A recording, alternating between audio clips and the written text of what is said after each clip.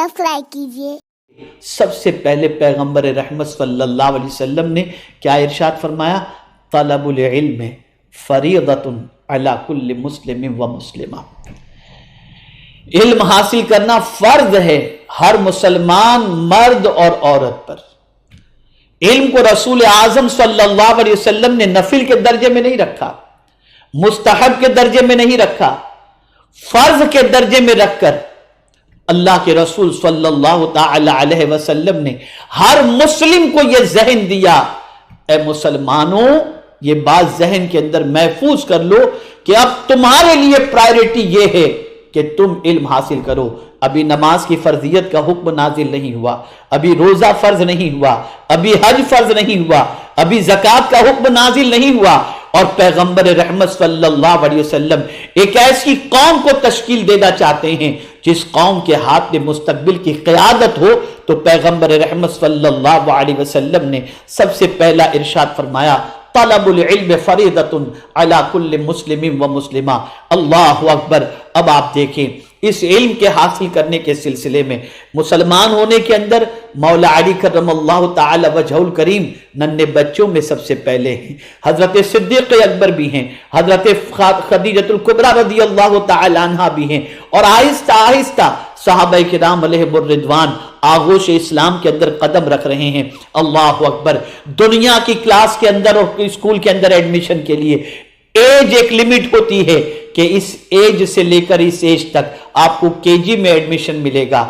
آپ اگر اتنی ایج کے ہیں تو کے جی میں، اتنی ایج کے ہیں تو فرسٹ میں، اتنی ایج کے ہیں تو سیکنڈ میں، یہ ایک تھوڑا سا سسٹم نظر آتا ہے۔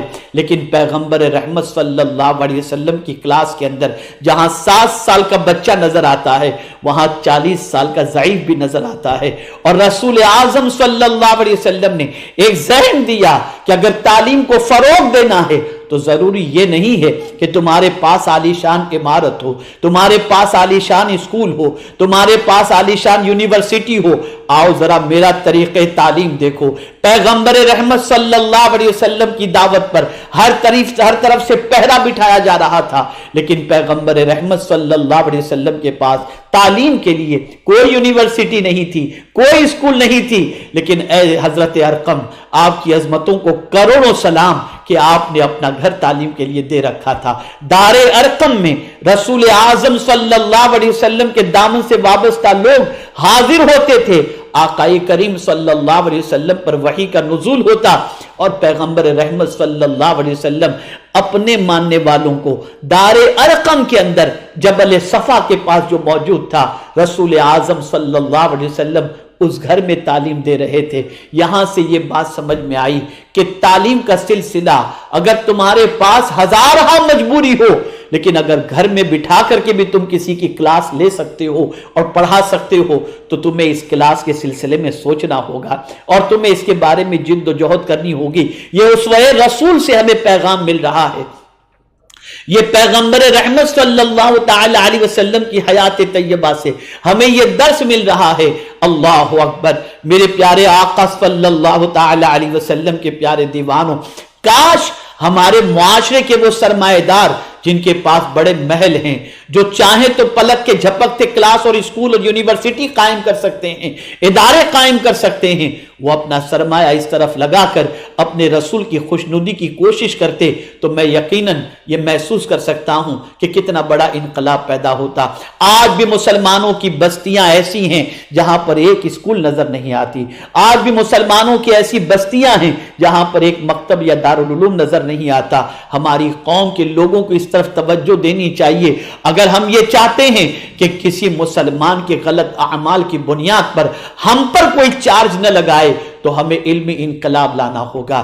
علم ہی ہمارے مسلمانوں کی زندگی میں انقلاب لا سکتا ہے، اور علم کے ذریعے ہی ہم مسلمانوں کو زمین سے بلندی پر، زمین سے آسمان تک لے جا سکتے ہیں، زوال سے عروج تک لے جا سکتے ہیں۔ تو پیغمبر رحمت صلی اللہ علیہ وسلم نے انسانوں کی زندگی میں انقلاب کے لیے، اپنے ماننے والوں کی زندگی میں انقلاب کے لیے پیغمبر رحمت صلی اللہ علیہ وسلم نے علم کو فرض کا درجہ دے دیا۔ اللہ اکبر۔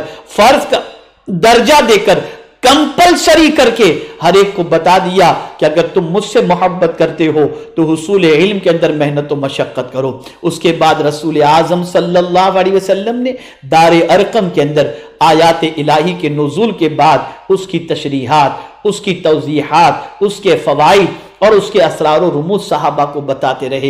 इंसान ढलते रहे, अच्छे इंसान बनते रहे, इसलिए कि वही इलाही के की रोशनी के अंदर पैगंबर रहमत सल्लल्लाहु अलैहि वसल्लम तरबियत फरमा रहे हैं। लेकिन जैसा कि मैंने अर्ज किया था, एज फैक्टर, अल्लाह अकबर, हर इबादत के लिए एज कंपलसरी है। अल्लाह अकबर, नमाज फर्ज है लेकिन उसके लिए आकिल और बालिग होना जरूरी है। आप ज़कात को ले लीजिए, आप हज को ले लीजिए, आप रोजे को ले लीजिए, अल्लाह अकबर, इन सारी इबादतों के लिए एज फैक्टर कंपलसरी है, बालिग होना कंपलसरी है। लेकिन इल्म के लिए सरकार ने यह कैद भी उठा दी और फरमाया उतलुबुल इल्म मिनल महद इलल लहद, मां की गोद से लेकर कब्र की गोद तक इल्म हासिल करो। आप कितना बड़ा जज्बा आकाए करीम सल्लल्लाहु अलैहि वसल्लम पैदा फरमा रहे हैं अपने मानने वालों के लिए कि कोई एज फैक्टर नहीं। अगर तुम मां की गोद में हो तो इल्म हासिल करो, और तुम्हें कब तक इल्म हासिल करना है? कब्र तक तुम्हें इल्म हासिल करना है। अब कोई अगर ये तसव्वुर करे मेरे पास जितना इल्म है वो इनफ है, कोई ये सोचे मैं बालिग होने के बाद इल्म हासिल करूंगा, इससे पहले मेरे लिए मुश्किल है, नहीं नहीं मेरे प्यारे आका सल्लल्लाहु अलैहि वसल्लम के प्यारे दीवानों, ये आखिर रसूल आज़म सल्लल्लाहु अलैहि वसल्लम ने क्यों फरमाया कि मां की गोद से लेकर कब्र की गोद तक। याद रखें, मां सिर्फ दूध नहीं पिलाती, दूध के साथ अपना किरदार भी पिलाती है, अपना एजुकेशन भी पिलाती है।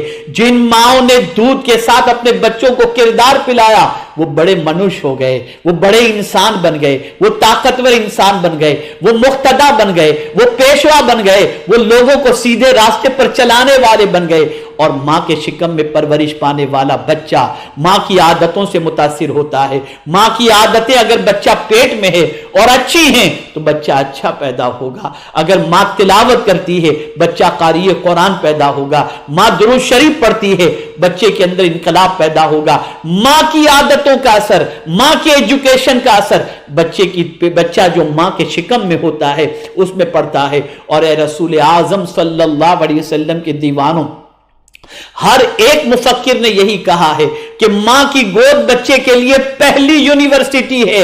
यह आज का मुफक्किर कहता है, लेकिन पैगंबर रहमत सल्लल्लाहु अलैहि वसल्लम ने 1450 साल पहले फरमा दिया था कि मां की गोद से लेकर कब्र की गोद तक इल्म हासिल करो। अल्लाह अकबर, सहाबा ने इसे सीरियस लिया, सहाबा ने इस पर तवज्जो दी, सहाबा ने इसे बिल्कुल अपने लिए लाजिम करार दिया।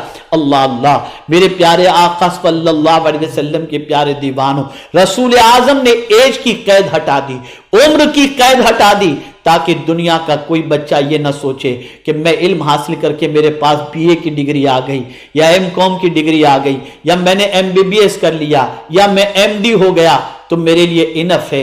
नहीं नहीं, बल्कि पैगंबर रहमत सल्लल्लाहु अलैहि वसल्लम ने कब्र की गोद तक का फरमा कर यह वाज़ेह फरमा दिया कि इल्म का मामला यह है, हर इल्म वाले के ऊपर एक इल्म वाला हुआ करता है। वह फौक़ कुल्लि ज़ी इल्मिन अलीम, ये मेरे रब का फरमान है।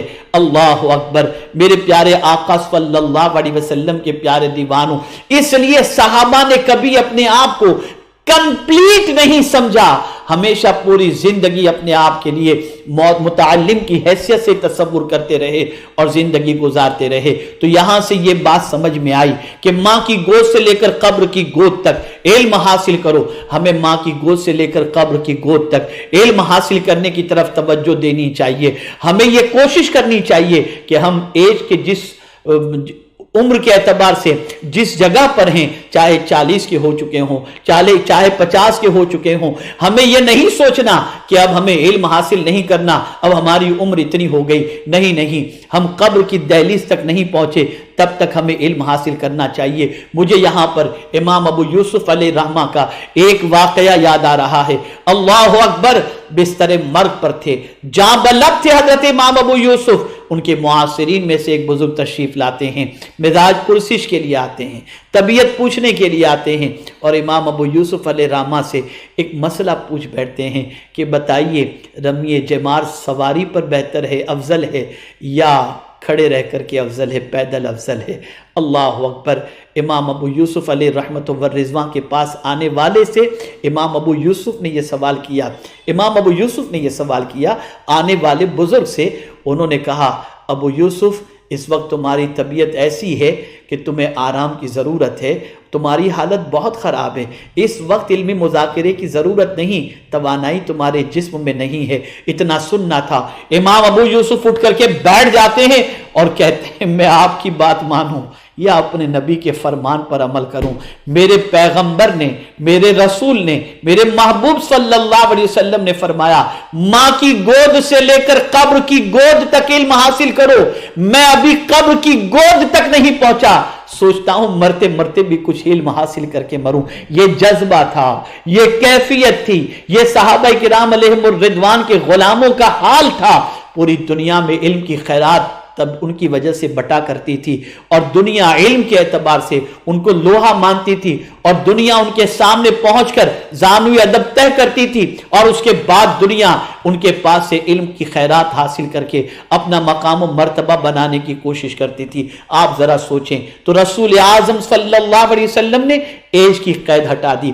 آج مائیں اپنے بچوں کے سامنے بن سور کر غلط طریقے سے فون پر اور ٹیلی فون پر گفتگو کرتی نظر آتی ہیں، سمجھتی ہیں ہمارے بچوں پر اس کا کوئی ایفیکٹ نہیں ہوگا۔ میں یقین کے ساتھ کہتا ہوں بچے آبزرو کرتے ہیں، بچوں کے اندر صلاحیت ہوتی ہے آبزرو کرنے کی، اور بچے ان عادتوں کو اور ان فکروں کو جو ماں باپ کی ہوتی ہے بچے اسے قبول کر لیتے ہیں۔ اللہ اکبر۔ اس لیے ماں باپ کو چاہیے اپنے گھر کے ماحول کو درست رکھیں تاکہ بچوں کی عادتیں متغیر نہ ہوں، اور مائیں اور باپ دین کے علم سے اچھی طریقے سے آراستہ ہوں تاکہ بچوں کی رہنمائی کی جا سکے۔ اللہ اکبر۔ آئیے اب تھوڑا سا آگے بڑھتے ہیں تاکہ آپ سمجھ سکیں اسٹیپ بائی اسٹیپ پیغمبر رحمت صلی اللہ علیہ وسلم نے کس طریقے سے علم کے حوالے سے رسول اعظم صلی اللہ تعالی علیہ وسلم نے رہنمائی فرمائی۔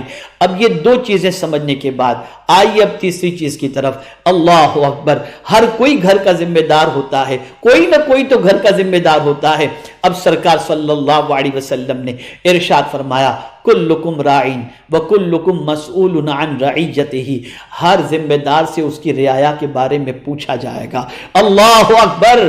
ایک باپ سے یہ نہیں پوچھا جائے گا تم نے اپنے بچے کو ڈاکٹر بنایا یا نہیں بنایا، لیکن یہ ضرور پوچھا جائے گا تم نے اپنے بچے کو قرآن کی تعلیم دی یا نہیں دی، اپنے بچے کو تم نے اللہ عز و جل کی بارگاہ کے اندر جبین نیاز جھکانے کے سلسلے میں جو مسائل ہیں وہ بتائے یا نہیں بتائے۔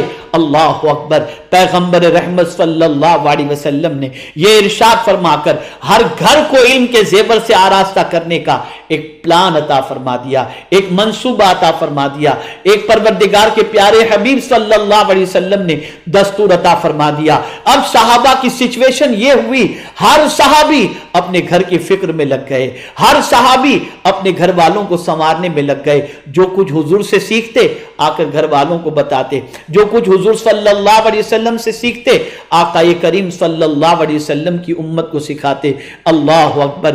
جہاں یہ گھر کے سرپرست کی اور گھر کے ذمہ دار کے حوالے سے جہاں یہ قانون اللہ کے رسول صلی اللہ علیہ وسلم نے عطا فرمایا، اب میرے پیارے آقا صلی اللہ تعالی علیہ وسلم یہ بھی چاہتے تھے کہ صرف گھر والوں تک یہ قانون محفوظ نہ رہے، لیکن آج یہ میں آپ کو بتاؤں، یہ جو کہا جاتا ہے، یہ جو آیات کوٹ کی جاتی ہیں، قُوْ أَنفُسَكُمْ وَأَهْلِيكُمْ نَارًا، اپنے آپ کو اور اپنے اہل و عیال کو جہنم کی آگ سے بچاؤ، جانتے ہیں اس سے مراد کیا ہے؟ اس سے مراد یہ ہے اپنے بچوں کو علم اور ادب سکھاؤ تاکہ علم و ادب سیکھ لینے کے بعد وہ جہنم کی آگ سے بچ سکیں، علم انہیں جنت کی طرف لے جائے۔ اور علم کا مقام ہے ہی ایسا، آقا کریم صلی اللہ علیہ وسلم فرماتے ہیں جو علم کے راستے پر چلتا ہے اللہ اس کے لیے جنت کا راستہ آسان فرما دیتا ہے۔ اللہ اکبر، یہ علم کی فضیلت ہے، یہ علم کا مقام ہے۔ میرے پیارے آقا صلی اللہ علیہ وسلم کے پیارے دیوانوں،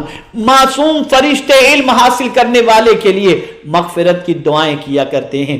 اب آپ دیکھیں، دنیا کا انسان یہ تصور کرتا ہے سرمایہ داری کی بنیاد پر، یقیناً سرمایہ ضروری ہے، میں یہ نہیں کہتا کہ آپ سرمایہ جمع نہ کریں، میں یہ نہیں کہتا کہ آپ میڈیکل کی ڈگری حاصل نہ کریں، میں یہ نہیں کہتا کہ آپ لائر نہ بنیں، میں یہ نہیں کہتا کہ آپ انجینئر نہ بنیں، لیکن میں ساتھ میں یہ ضرور کہوں گا، اے میرے پیارے آقا صلی اللہ علیہ وسلم کے دیوانوں، ٹھنڈے کلیجے سے صرف اتنا سوچنا کہ یہ سب تو آپ بن گئے، پکے مسلمان بھی بنے یا نہیں بنے؟ کیا آپ کو قرآن پڑھنا آتا ہے؟ کیا آپ کو نماز کے مسائل سے واقفیت ہے؟ کیا کبھی اس کو سیکھنے کی آپ نے کوشش کی؟ کیا کبھی اس کے سلسلے میں آپ نے جد و جہد کی؟ خدا کی قسم، مجھے بہت سارے نکاح پڑھاتے وقت ایسے لوگوں سے سابقہ پڑا ہے جو نکاح کرنے والا، جو دولہا جو ہوتا ہے، اسے پہلا کلمہ تک یاد نہیں ہوتا۔ جس قوم کی سچویشن یہ ہو، جس نوجوان کی سچویشن یہ ہو کہ پہلا کلمہ بھی نہ پڑھ سکتا ہو، آپ مجھے بتائیں اس قوم کی جہالت کے حوالے سے کیا تصور کیا جائے؟ آپ ذرا سوچو، رسول اعظم صلی اللہ علیہ وسلم جس چیز کے ذریعے امت مسلمہ کو عروج دینا چاہتے تھے وہ ایجوکیشن تھا، وہ تعلیم تھی۔ آج تعلیم کے معاملے میں ہر ماں باپ بے فکری کا مظاہرہ کر رہے ہیں اور یہ تصور کرتے ہیں کہ بس صرف دنیا کی ڈگری ہمارے بچے کو مل جانی چاہیے، چاہے دین کے حوالے سے، قرآن کے حوالے سے، معرفت خداوندی کے حوالے سے، اللہ عز و جل کے اوصاف کے بارے میں جاننے کے حوالے سے کچھ علم ہو یا نہ ہو، اپنے آقا کی عظمتوں کے حوالے سے کچھ علم ہو یا نہ ہو، بس میرا بچہ کوٹ پینٹ پہنے، میرا بچہ اعلیٰ کرسی پر بیٹھے اور میرا بچہ بڑا ڈاکٹر بن جائے، انجینئر بن جائے۔ پھر میں عرض کروں گا، میں اس کا مخالف نہیں، لیکن کوئی بھی ڈگری ماں باپ کے مرنے کے بعد، ماں باپ کی قبر پر کوئی انگلش کے اندر جا کر کے کوئی چیز پڑھ کر کے بخش نہیں سکتا، لیکن اگر قرآن پڑھنا جانتا ہے تو ماں باپ کے مرنے کے بعد یہ قرآن کے ذریعے ایصال ثواب کر سکتا ہے، نماز جنازہ پڑھ سکتا ہے۔ نماز جنازہ کی دعائیں یاد نہیں ہوتی، بہت سارے ظالم بچے اپنے باپ کی نماز جنازہ پڑھتے وقت انہیں یہ بھی نہیں معلوم کہ نماز جنازہ کی دعا کیا ہے۔ ایک باپ جس نے اپنے بیٹے کو سب کچھ سکھا دیا، نماز جنازہ کی دعا نہ سکھانے کی وجہ سے وہ بچہ باپ کے مرنے کے بعد باپ کی نماز جنازہ بھی نہیں پڑھ پاتا اور نہ اسے مغفرت کی دعا کا سلیقہ آتا ہے۔ کتنے تعجب کی بات ہے۔ تو عرض یہ کر رہا تھا، رسول اعظم صلی اللہ علیہ وسلم نے ارشاد فرمایا، ہر گھر کے سرپرست کو، ذمہ دار کو اس کے ماتحت والوں کے بارے میں پوچھا جائے گا۔ مراد صرف گھر کے ہی نہیں ہیں بلکہ ہر ذمہ دار کو، جو بھی ذمہ دار ہے اس سے اس کی رعایا کے بارے میں پوچھا جائے گا۔ ہماری ویڈیو کو لائک شیئر ضرور کریے۔